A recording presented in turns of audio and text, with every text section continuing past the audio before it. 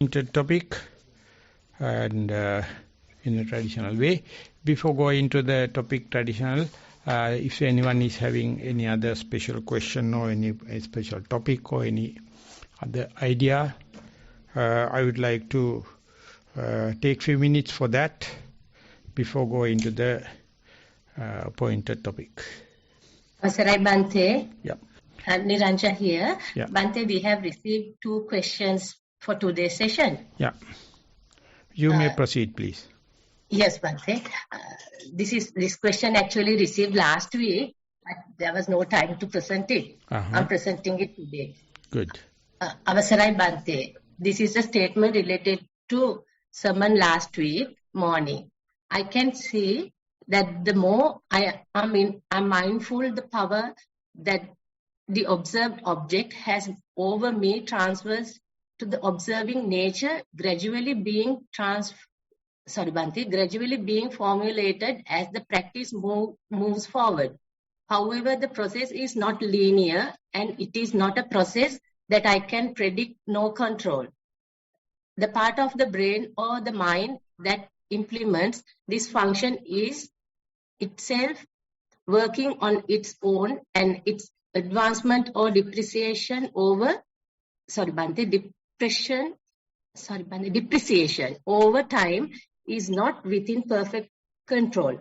However, it must be said that once the observing ability moves beyond critical mass and becomes autonomous or seems to become so, it is unstoppable and has a mind of its own, almost as if Dhamma itself has deep-rooted within the mind.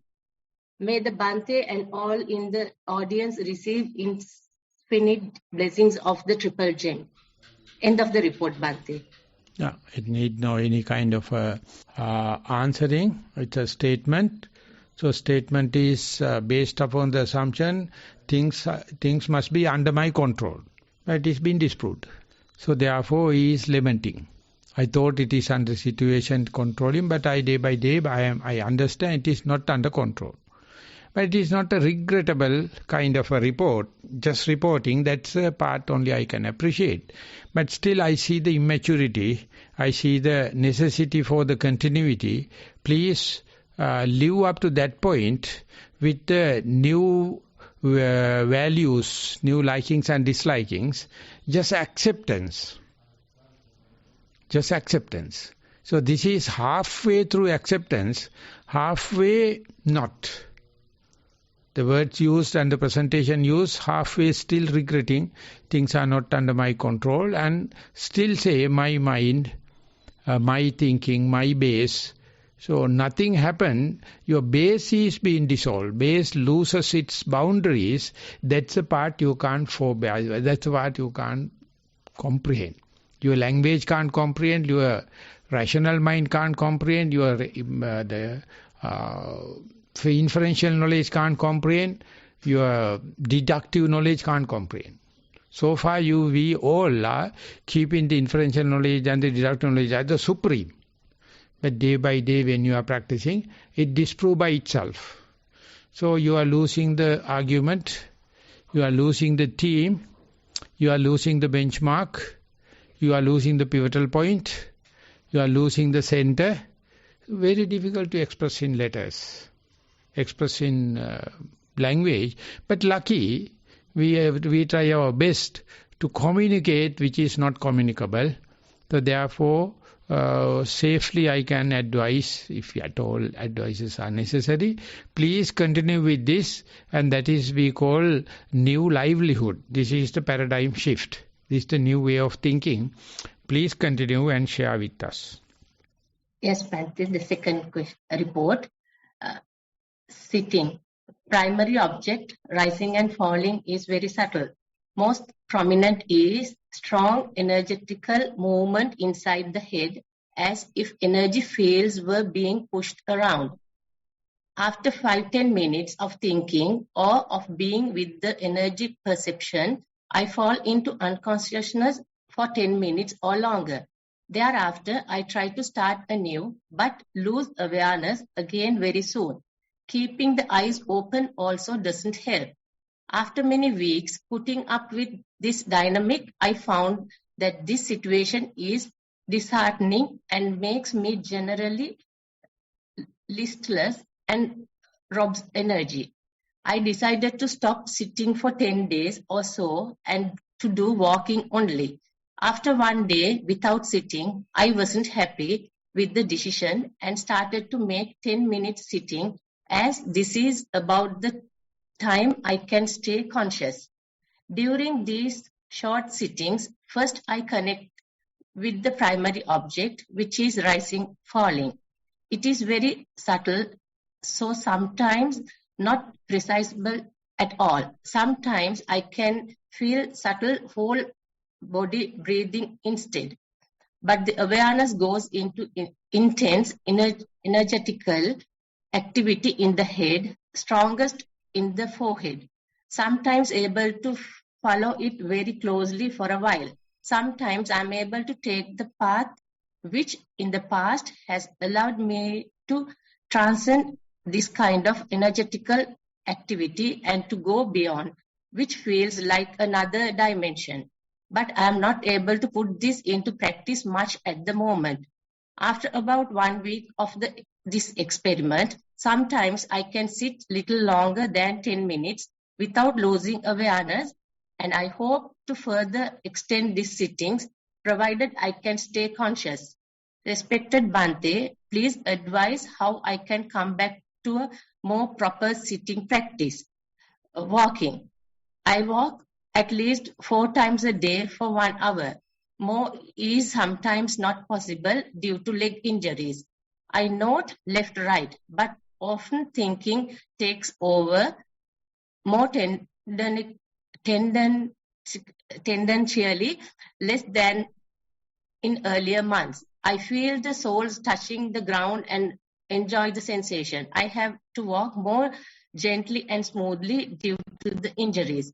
This is not natural, but I appreciate it, find it calming and relaxing. I feel the soles, then the whole body, and enjoy the relaxation. I feel tightness at the solar plexus. This is unpleasant. I take a few deeper breaths, wishing to open it up. Then remember that I shouldn't manipulate during formal meditation and simply observe the tightness, glad to be aware of it now.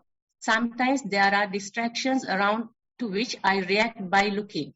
Altogether, it's rather relaxing and healing experience, sometimes also boring.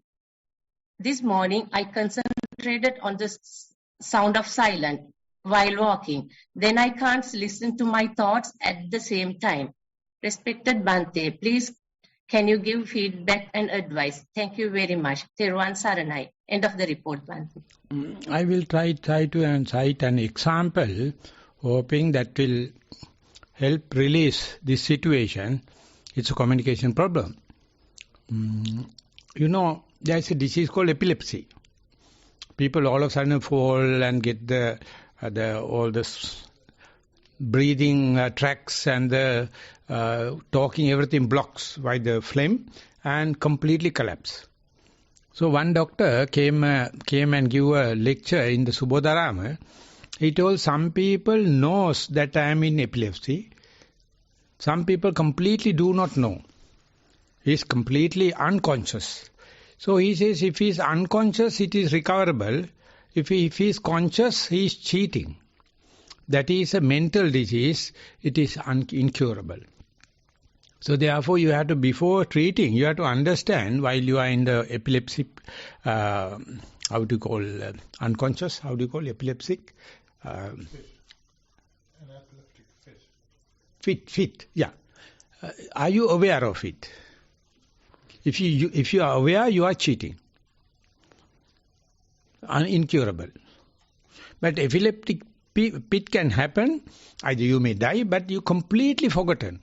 That is curable. So likewise in meditation, as far as you know that I do not know, that means still you exist.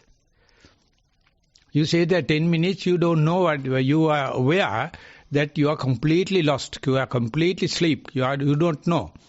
But still I exist.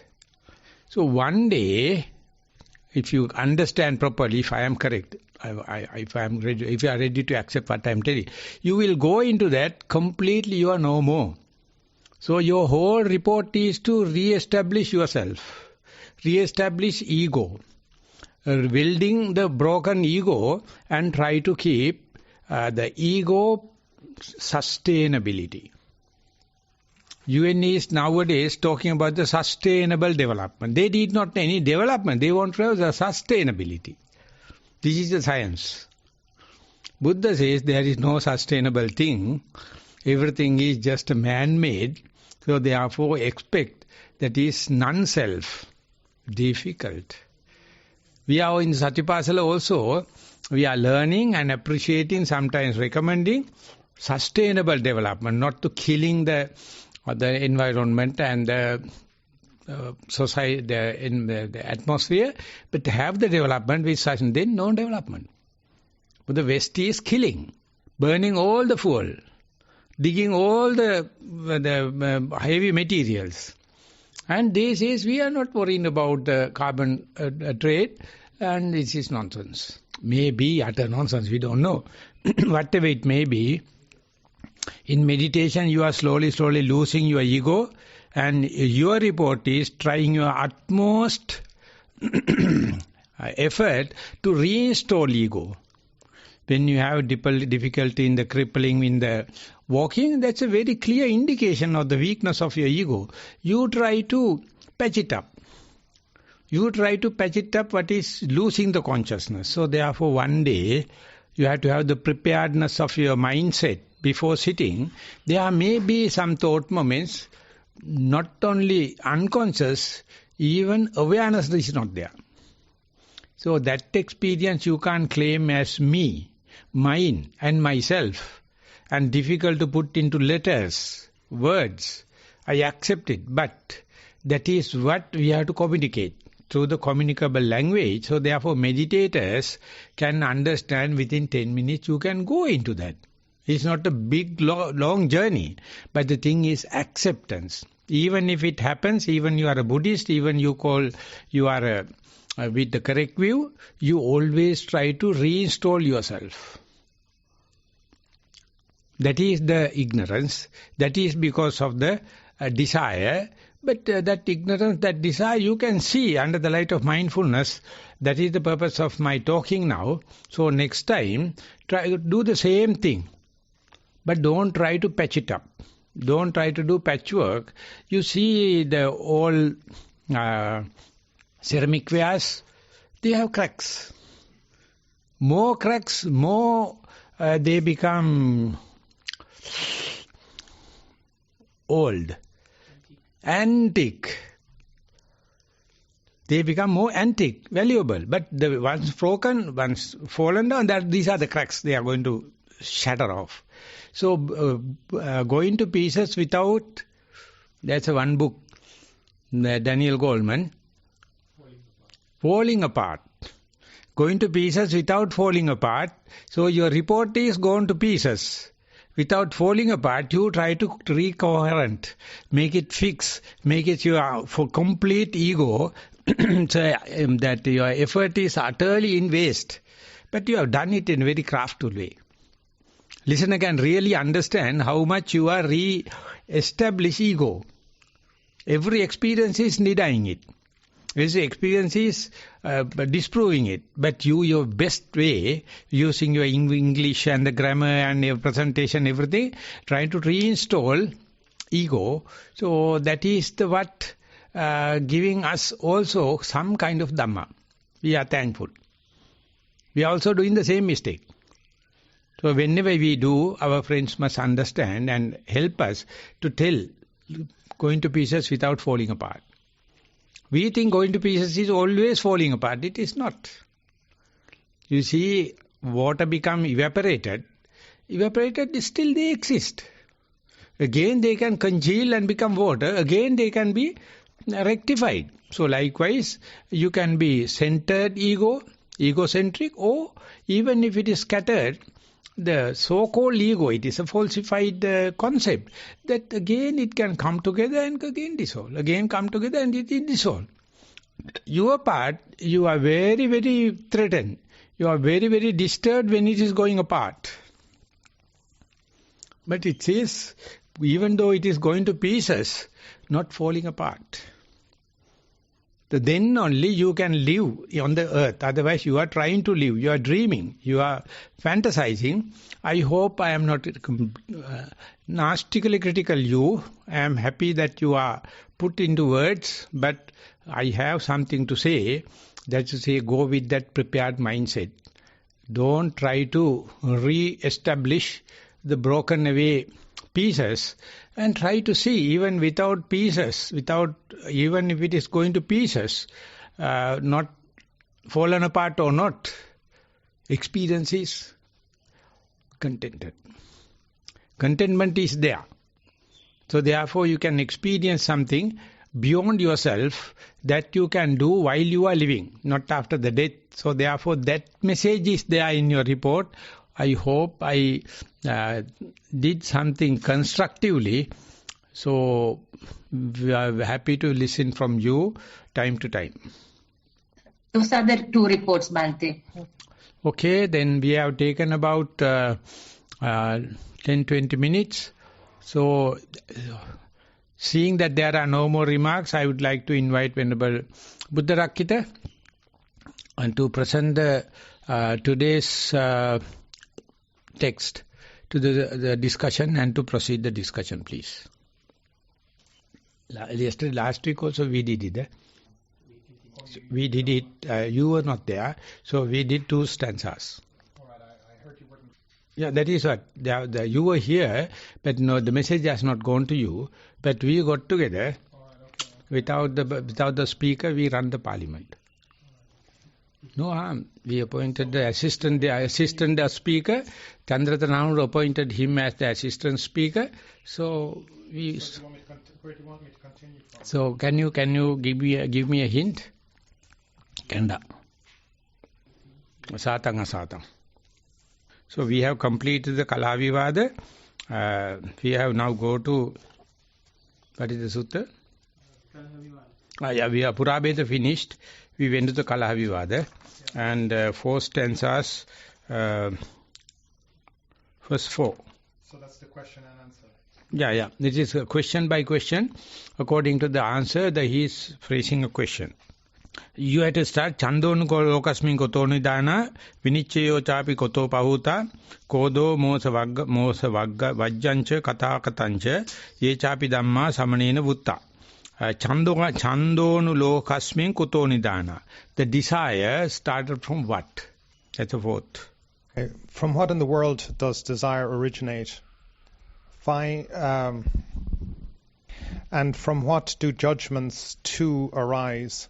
And anger, false speech, and perplexity, and those other things the ascetic has mentioned. Desire originates based on what they say is pleasant or unpleasant in the world. Having seen the vanishing and coming to be of forms, a person forms a judgment in the world. Anger, false speech, and perplexity, these things too arise. That dyad exists. One perplexed should train on the path of knowledge, having known the ascetic stated these things. So again here the Buddha is he's taking desire as the question here is being formulated by the Buddha to the psychic form of the Buddha, or the psychic Buddha is asking the real Buddha, what is the origination of desire? So here again is the pointing to the second noble truth, but it is also a link into the dependent origination. So we'll see that the subsequent stanzas in this sutta is an elucidation of dependent origination. So here the Buddha is combining the Four Noble Truths and dependent origination into his teaching. And so here we're dealing with the origination of desire, and from what do judgments too arise. So the Buddha answers that they originate from again, what we would call Vedana-nupassana, that it is this inability to distinguish between pleasant and unpleasant feeling arising in the world. Having seen the vanishing and coming to be of forms, a person forms a judgment. So in this case, the person experiences the arising and passing away in a form and then makes a judgment about it because of improper attention, because of a lack of an inability to kind of just see the arising and passing away as a flux, as a continuum of experience, but instead settles on one aspect of that arising and passing away, namely that it is either pleasant or unpleasant. And once that attribute has been given to the experience of that phenomena, so the object is experienced, and that the Buddha is going to explain in subsequent verses that the cascade of events around the experience. So we'll learn later on because of contact. So we see something, we hear something, we smell something, we taste something, we touch something, or we think about something.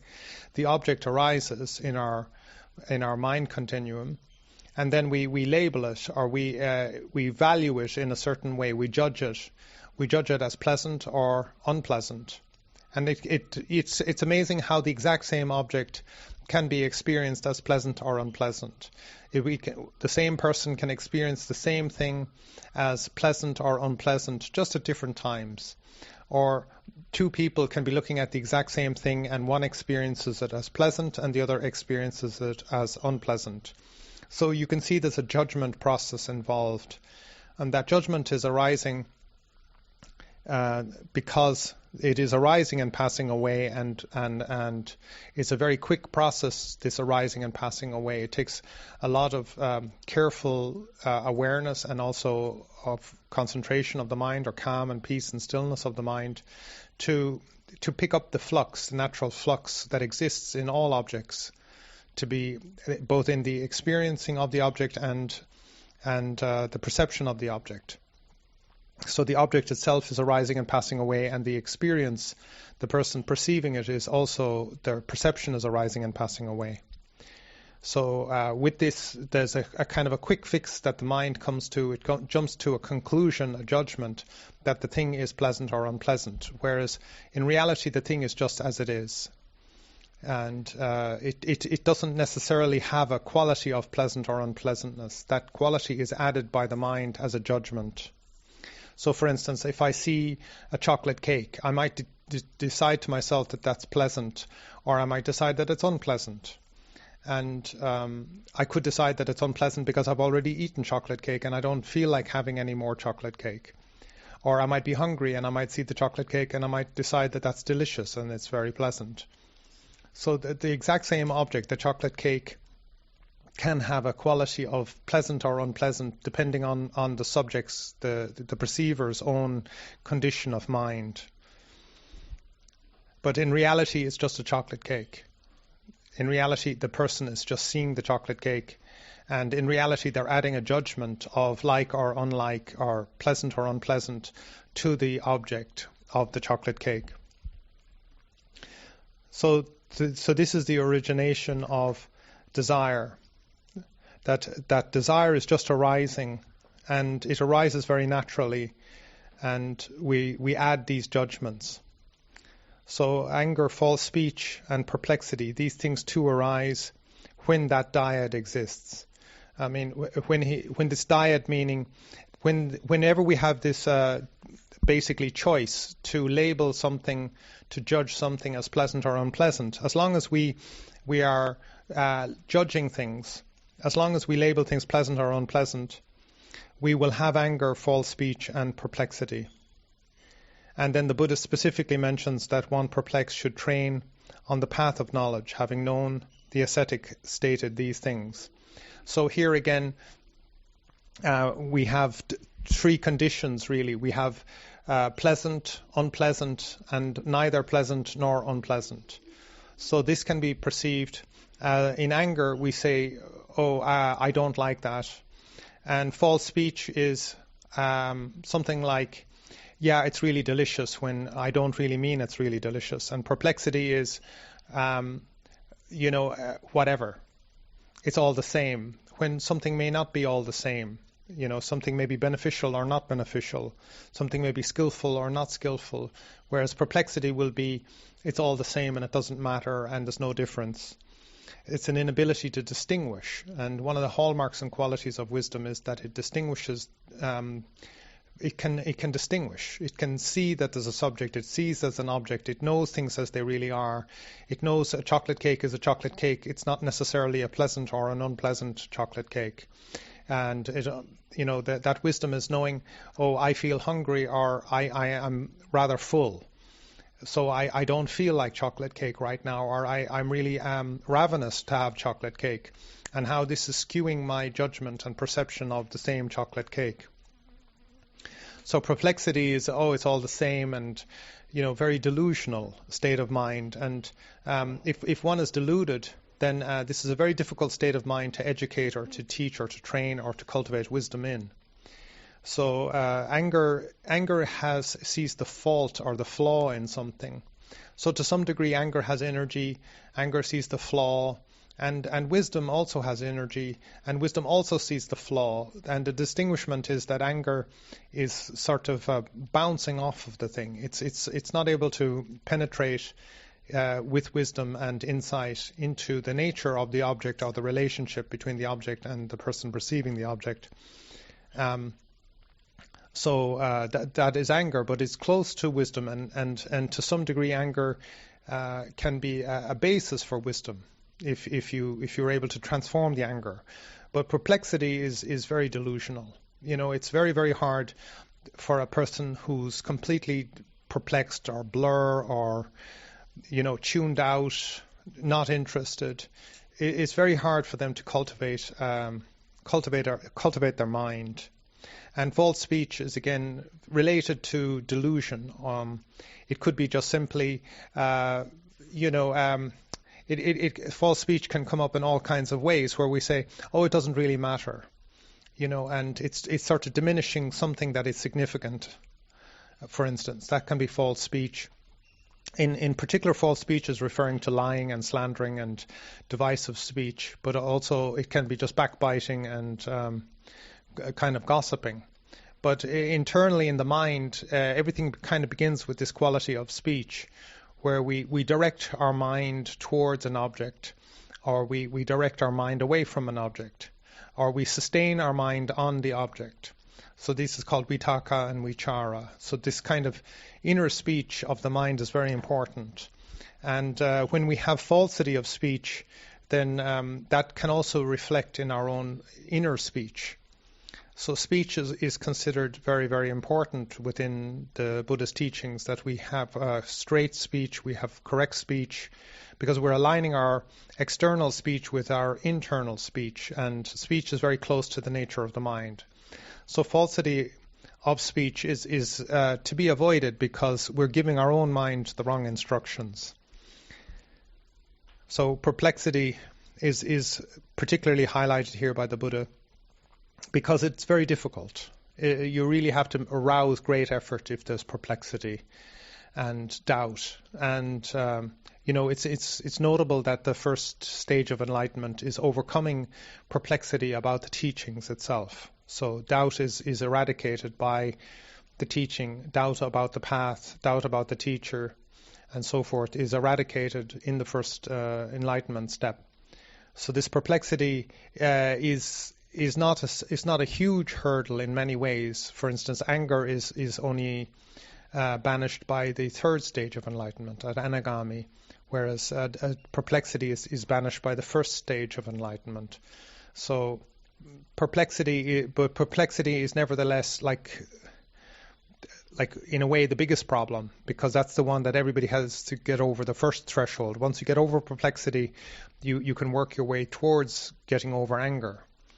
But nevertheless, so we need to train hard on the path of knowledge to overcome our perplexity. So maybe we can listen to Maha Thero and what he has to say about these two questions and answers by the Buddha. So when you are citing the chocolate cake, I was so delicious. But it was so late for me to understand anorexia and bulimia. So only thanks to Diana, I came to know the disease called bulimia. Eating, no end. And then vomiting and again eating. And I don't know, please correct me if I am wrong.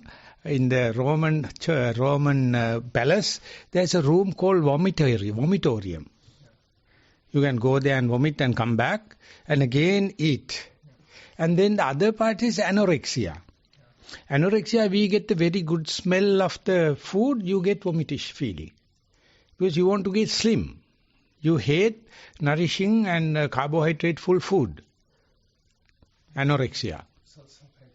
Yeah. So then when it is hearing, I put myself, I was a bulimian type. I eat 5 times a day, eating like and working like anything. My mother is so happy being a boy by eating, and you get a good body shape and good buttocks and all the kind of thing. These are highlighted in our family values. And mother is so unhappy because she can't feed me enough. So I used to go to the close by houses and help them, and they give enough eating for parties and weddings and you know the harvesting day. Collective works give enough food. So I am very famous. I have a few families. I am going there. I never heard about anorexia. And one day I read the YouTube. And there I found there are some people, they think about the shanky legs, slim body, and they say this is the most attractive. This is usually for the females, young, adolescents. So then I thought, what the kind of thing, because I am completely other way around. And one person lived in this room, he was a fat person. You know, in Sinhala we call Mahatya. Have you heard about? Mahatma Gandhi. Mahatma is a big soul. Mahatya. So it's a fat people call Mahata. Mahata is a fat fellow. So he somehow or the other managed not to eat in the night. But his wife is telling he is suffering. Children, some of them are in America, some of them are running a studio. So he asked them to, why don't you, Father, come and live with us in the home? Then I told, why not you go there and you can have, because you are a mature person. He used to sit on this the staircase. Early morning after the meal, he's sitting there. So happy. And his uncle is the person who built this monastery. But he can't see any destruction here because he says that is my weakness. So when he go home, in night, wife prepare very, very good food and bring the food there and here. So ultimately he is titillated to eat.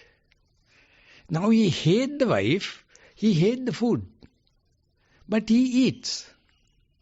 So then I learned the anorexia. He's a fat fellow, as far as the meditation concerned, not to eat after the meal, after the midday. But his wife is willing to come home and share with us, family members, have the dinner. And she prepared a very smelly kind of thing. Smelly means very tasty, smelling. And she said, I am titillated. And he hate going home. He hate his wife. He hate this good food. So I was thinking, in a perplexity. I can't think. Because I am definitely for food. No mercy. Food means luxury. Food means treatment. But the Diana also in my side. Eating. But anorexia.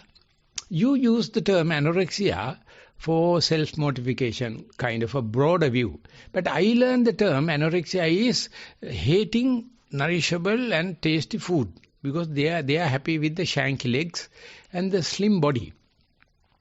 And most of the Sri Lankan migrants in Melbourne, their children is having this disease given by the peer group. They are not eating. Parents are trying to give, but they are selective. And they take that you all are greedy fellows eating.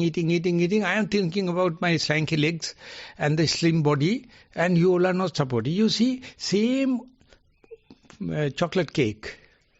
If you are bulimia, it's a gift. But if you are anorexia, you hate cake, you hate cake eating people, you hate the color, you hate the taste. But the cake is the cake. I am not fighting with you, I am telling exactly what you are telling. Understand? So, now I am going to give you attention to the Concept and Reality book, Venerable Jnanananda's book. I managed to get his interpretation, page number 134, somewhat related but not exactly the person, from a study of the context in which the above verse of the Kalavivada Sutta is found. It would seem that the verse gives the final solution to the problem posed. In the first verse of that sutta, whence do spring up the contentions and disputes, lamentation and sorrow, together with envy, the arrogance, the conceit, together with slander. Where do these springs up? Pray, tell me this. That's 820, the numbering is different. The ultimate source of this cutter, C-U-T-E-R, cuter. And inner conflict is, the outer and inner conflict is gradually laid bare as the sutta unfolds itself in the form of a dialogue. The link in the causal chain or linear chain are the follows. Kalaha vivada, the dispute or contentions and the disputes. Parideva soka, lamentation and sorrow. Macha, the envy. Manati mana, arrogance and conceit. And pesuna, slander. This is the first cause. What is the cause of Kalaha vivada? It says piya, things considered dear, desirable things. And asa, expectation and fulfillment, nitta. The Kalaha vivada is basically due to piya, asa, nitta. Piya, Kalaha vivada is due to piya, apya, you mean satang, asatang, desirable and undesirable.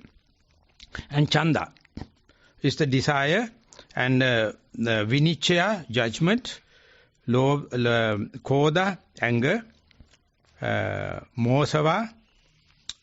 mosavajja, falsehood, and katankata, doubts. Satang asatang, pleasant and non-pleasant. Vibhavancha bhavacha, non-existence and the existence. And the passa is the base for everything. Sense impressions. Patigancha, grappings, manner, the matters and the egotism. And Namarupa, ultimately come back to the name and the form, Icha, wish, and the Sukha Dukkha. So what I am going to say is, even if you refuse the Kalaha vivada, debate and arrogance, you never refuse liking and disliking. Liking and disliking considers a culture. No one can find fault with it. It is not a mistake. But from this mere Kalaha vivada, mere liking and disliking, so much of bad thing happens. Arrogance, fighting and self-centeredness, everything. So this thing is called the vitakka vichara. You can have your own internal chatter, you can have the external chatter, constructive chatter and the destructive chatter. Everything is because liking and disliking. So, mindfulness is labeled as choiceless awareness. So you have to be mindful, you have to be an enlightened. So that gave me a break in Nilambe. Because at that time I am full of desire. I am undergraduate and definitely science degree. I know future. So that everyone is already graduated. They are simply white-clad fellows. This is simple living, high thinking. You are the only young man participating in us. can you share with us the choiceless awareness? I mean, have meal or not meal, have a girl or not having a girl, having a job or not, having marriage or not, having ordained or not. So I had the desire for food, I had the desire for girls, I have the desire for the monkhood, I have the desire for learning, all the kind of thing. So I was arguing again and again with Venerable Dhammika. Then I told Bhante, this is myself, it's a cut across, it's a cross section. He says, meditate as a layperson till you feel ordained or non-ordained is equal. Still I remember. One day, so then I went to American Rahula, the Yogavachara Rahula. Then I told Bhante, I disappointed in the job and I am so happy with the becoming a monk. But the job people says, don't quit. There are 350 families depending upon you. You are a top class CEO and the top manager. Don't give up. Don't get discouraged. Please come back. But this is the only chance I am if I am to quit. What do you say? He was so sarcastic about me. He was looking at me like a rattlesnake or the rat snake. Come into his house. He says, you are boosting yourself. Please quit. They will find a very good manager. In Sri Lanka is quite a literate country. Do you think that without you that they can't run it? No, you are not prepared. Your mind is not strong. Be mindful. So I was completely collapsed. I thought that I am a graduate coming from the third world country and meditating, and I thought that he will tell something positive about the Karuna Ratna. Never. Then I went to the other person. He says, that's the way he analyzes it. He says, I am foolish, I am not prepared for the monkhood, that's why I am asking for this and that. So after 30 years, he came to the same place and I told him, no, I can't remember. Even Venerable Dhammika says, I can't remember, but I can remember the choiceless awareness. So still I am in the same trouble. Country is in trouble, and monkhood and the forest monks, no one consider. The monks means different name for Sri Lanka, and travelling is difficulty. Mindful school is progressing. How to do? So still the liking and disliking, still the choice is there. So many people honestly come and ask, do you have a choice or not? Then I say, I'm sorry. As a competent authority, as a leader of Nissarana, Vanaya and Kaduvil, I have some choice. But I know it. I just explain it through the constitution and I express you. That is to get rid of choices. Have an appointment to have disappointment. So therefore, even I am losing my choice, I don't care, because I am trying my best to prepare the mindset. I have a desire, I have a goal. I know it is utter disappointment. No harm.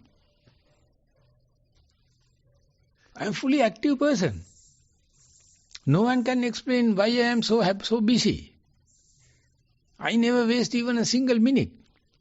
Working like a bulimia. Eating. But I try my best. Kalavivada is the best, because we are going to come to that particular stanza. This book is highly appreciating it. For that only is preparing the ground. So it says we are debating, we are arguing, we are chatting, and conversation and dialogue means kalaha. Any dialogue. Sri Lankan best telephone system is called dialogue. Future is today. That's areas. Without areas, your suffering will come to the present moment. For the tomorrow suffering also. They are so happy. And I also have one SIM. Dialogue SIM. We get Wi-Fi, we get telephone calls, we get everything. And it's like a poisoned arrow. Wherever I go, they come. Because I am the person paying for the chip. Dialogue. Kalaha Vivada. So by Kalaha Vivada, are we understanding, are we keeping the choiceless awareness in front, or we are going to win the Kalaha, win the argument, win the dialogue?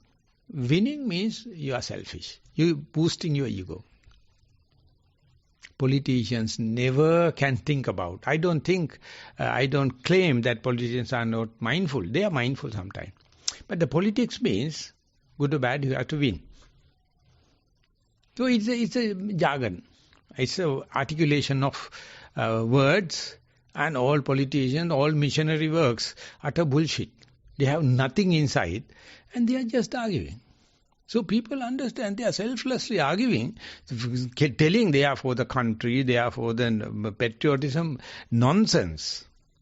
They are poorly behind money, but that is also not giving what is necessary for them. But they keep it. But the conspiracy theory says they are not even behind money. They are not for a religion. They say they are not happy. Other people are living happily. Other people are intelligently advanced. They wanted to keep the reptilian mind. They wanted to keep everything as the fighting dinosaurs. That is what the conspiracy, and that is also not palatable. It gave a lot of information, just like bulimia and just like anorexia and just like choiceless awareness. So I keep my plate open. And I say, this is my desire. Yes, I like books. I like the iron pieces, tools. Yes. Even broken away iron. So last time when we are preparing the jetty in the Kalniganga, we had a lot of iron frames, everything rotten. So yesterday I went there and collected each and every, because now iron is very expensive. So I collected and kept in one place, because I feel that iron is carbon. Iron is burn of oxygen. So why don't you keep it? So everyone is not happy with iron. Everyone is not happy with the books. But the book thing is now slowly reducing in me. But the desire for iron and for the anvil, for the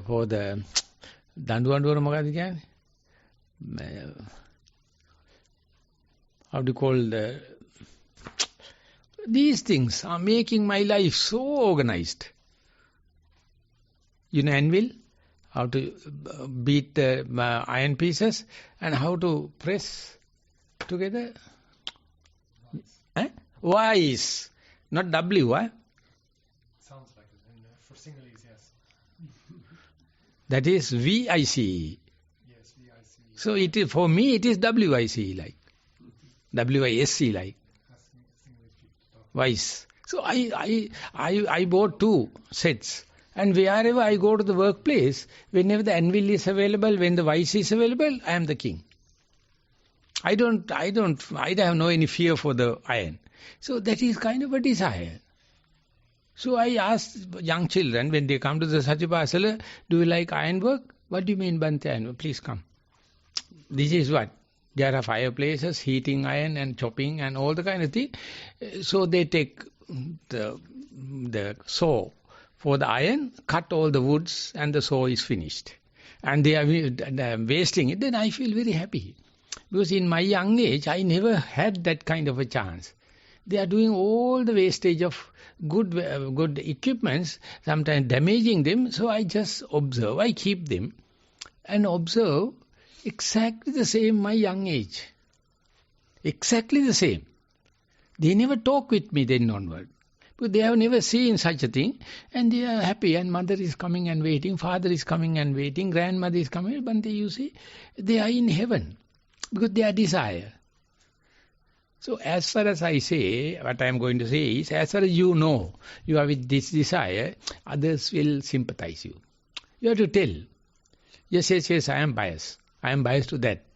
But I am trying my best to be aware, choicelessly, one day that too has to give up. No problem. So that is what I would like to share with you. I like other non-Irish voices. Yes, American. Well, this what you're all talking about, and the Buddha was saying, is about desire and aversion being sort of linked, and how they cause all the disputes and cause all our problems, and then what I also was hearing is that that those things are, the desire is so elusive and so changing that if we just pay attention to it, you can see how quickly it changes. So it's really amazing the way we're stuck with desire and aversion, but it changes so quickly that there's nothing really to hold on to if you don't get caught by it and I think people just get habituated into feeling anger and desire, and it's just the way of the world. So we fall into it and believe in it, but it's really nothing there. I think that is what Sigmund Freud mentioned about the libido. We are run by our own desire. Libido. Id, libido and superego. So libido is no male, female. Everyone is the same. Any other American voice? You have anything to say? Yeah. I did want to say thank you for the good comments, Bante and Bante. I want to say that when I was a layperson in particular, I would see kind of these debates about what kind of tradition in Buddhism is better, like the Thai forest tradition or this tradition or that tradition. I would see this a lot with lay people, and I think that kind of ties into like the aversion and desire, and and everybody's like trying to approach the same kind of goal, and there would be these kinds of debates. I would see this with like other lay people. They would kind of debate about which tradition is better and this and that, and we see that a lot in the world, even like which cup of coffee is better, which cup of tea is better, what flavor is better, What about green tea? Yeah. Good. So yeah, definitely aversion and desire underlining those things. A lot of that. And, today. Likewise, thank you everyone for the comments, Bantes and Venerable. I think even with just a little experience in the world, people can understand how from things that we like and dislike, a whole kind of chain of desire, anger, falsehoods, doubts, and things can arise and lead to even worse situations and arguments. I think kind of the experience of pleasure in the world and the wanting to grasp onto that leads to this very deep kind of anger when one loses it, and it can lead to these different things when one tries to get it back, and eventually it kind of takes wisdom to see how it was the very kind of chasing after the pleasure that led to all those unwholesome states, and the running away from the displeasure. And I think it kind of goes to show the Buddha's wisdom in teaching a path that goes beyond all of it, while still working with it and not kind of ignoring these things. But definitely the dark chain that leads to quarrels and disputes, it's very easy to get caught into when you don't have mindfulness of the pleasant and the unpleasant, and what they actually do to kind of disturb the mind in whichever way it points to. So that's all. So I would like to say, together with mindfulness, we must have this kind of a open discussion. Then we can highlight something, we can pinpoint someone's weakness, we can pinpoint someone's ability, skillfulness, and mercilessly, selflessly we are sharing, if we are, dialogue, that will give kind of a boost, not to hide yourself, but to not only be mindful, but to be wise, to share it each other. Thank you. Avsarai Bhante, Avsarai, all the venerables. We started with chocolate cake, and then it came to the methods of meditation, and then Bhante touched upon even in the practice we will have liking and disliking, so therefore it's a snake that comes behind even without our knowledge. And the last report that the presenter was producing at the very beginning was indirectly mentioning the same thing. He's having some experiences, and even without his knowledge, there are some likings and disliking to what is happening. So before Buddha, what we basically had was holding on to what we like and without allowing the disliking to appear. So what Buddha did was taking the mindfulness to the fore. He just allowed us to see our own liking and disliking and our own fight even after coming from the sensual world to the spiritual world. So just accepting that our own fight, as Bhante mentioned, is the only way out for the ultimate happiness, as I feel. So that's the comment I want to add. Thank you. Thank you. Italy, you have no comments? It's okay. I just wanted to say one more sentence, if that's okay. I think also a lot of things like when we grasp so hard to something, and someone kind of presents a different viewpoint or something. I'm speaking from my own personal experience in the past. Long ago, it was almost like a personal attack. That's kind of what people take it as. It's like, I like something, you don't like it, so it's like a personal attack on me. And really, it's not that at all. It's just somebody presenting a different viewpoint. So. I think that quality is now increasing. Even the young children, they can agree to disagree. Earlier, there is no chance. If you disagree, you are an enemy. No talk. Don't give. I don't like your view. But now they can live. And the families, my husband and wife, not liking each other, but still they are running the family. This is agree to disagree. Sometimes maybe due to the children. And that is happening. And living together. It's a new concept. And in the classroom, every teacher knows children are hating them. It's a very common thing. But still, they go prepared for the class and tell them. Some of the other jokes and kind of, they find fault with the parents and kind of, then the teachers become very popular. I mean, that's a simple art. So that's the way, that's an accepted thing. Otherwise, how can you say that tuition master is the best teacher? No tension, no frustration. School teacher full of tension, full of frustration. Sunday school teacher full of tension, full of frustration. Pirivena teacher full of tension, full of frustration. Education ministry, everyone tension and frustration.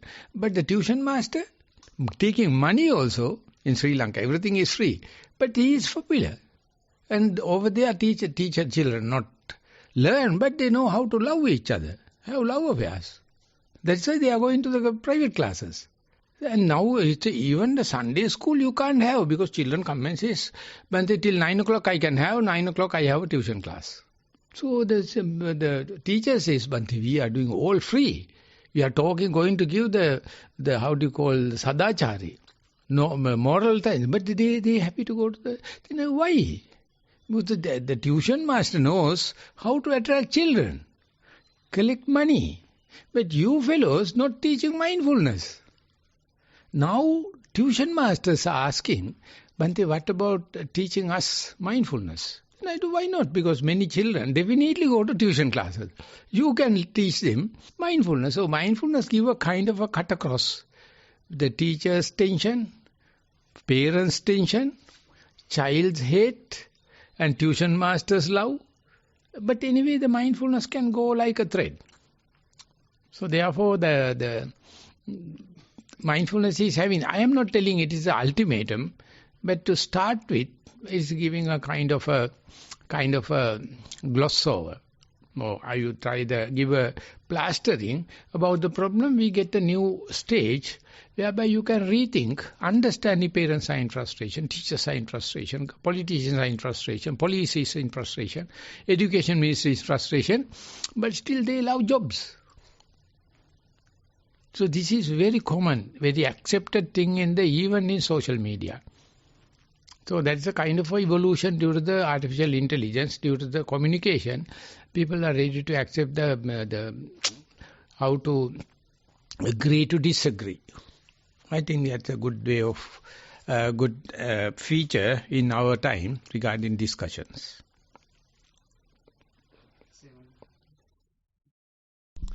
Oh, said I? Yeah, I think having come from a young generation and still being in it, I have some recent experience, and the kind of new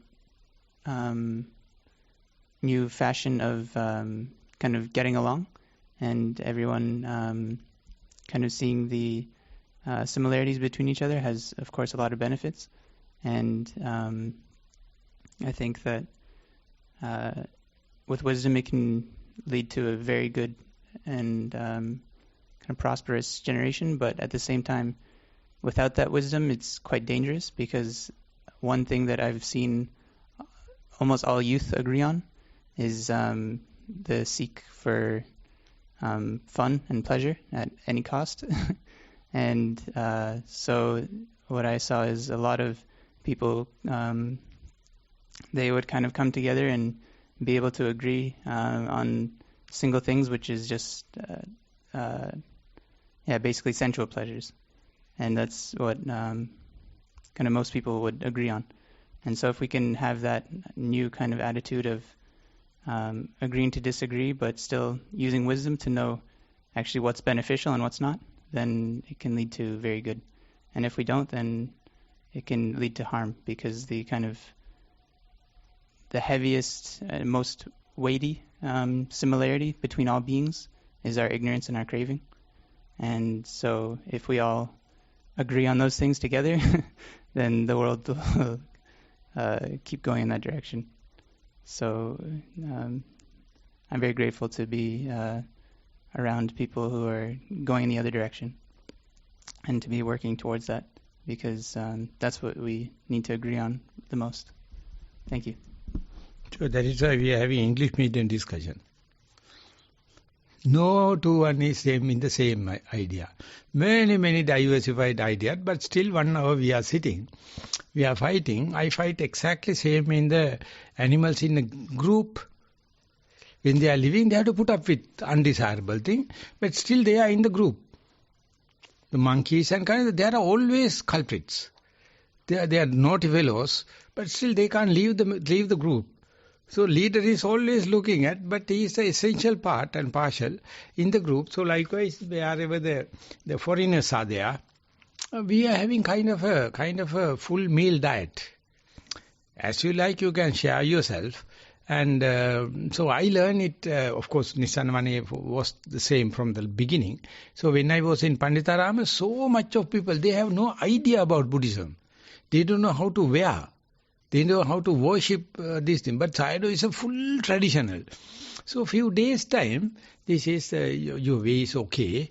But if you, as far as you are in Myanmar, as far as you are in the monastery, please.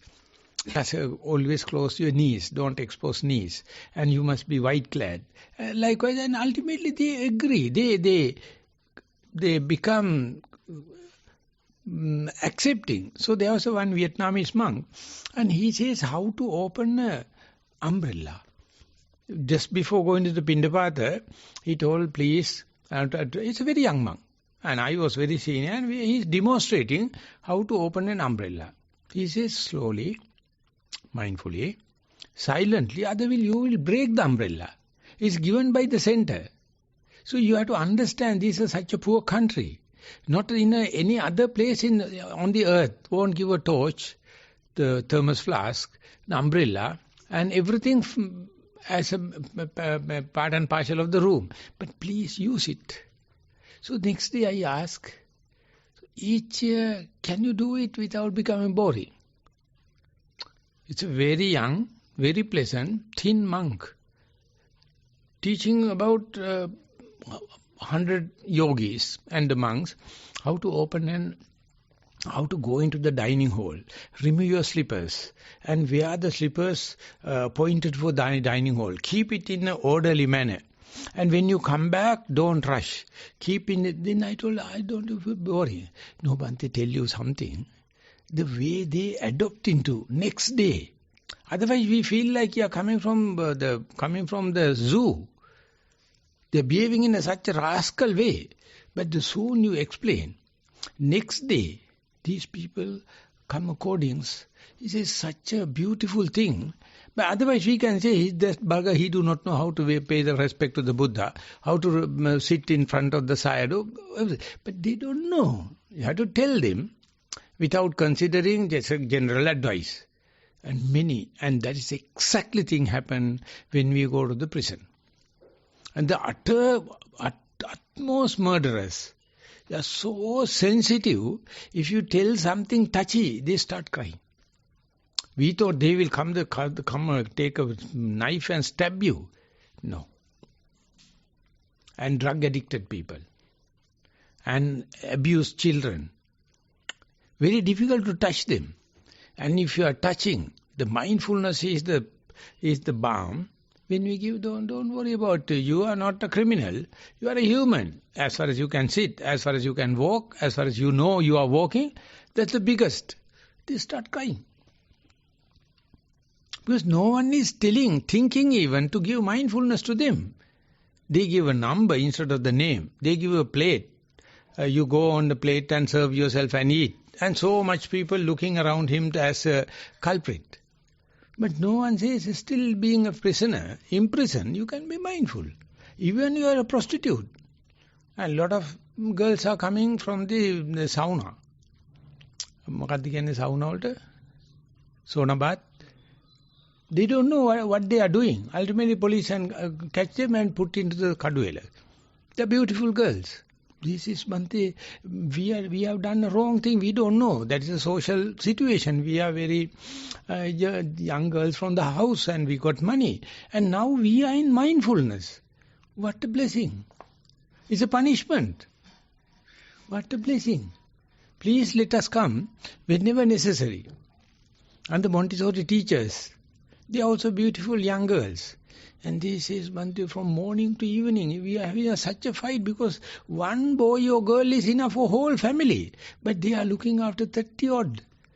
So we are in such a stress. But together with the children and the teachers, be mindful.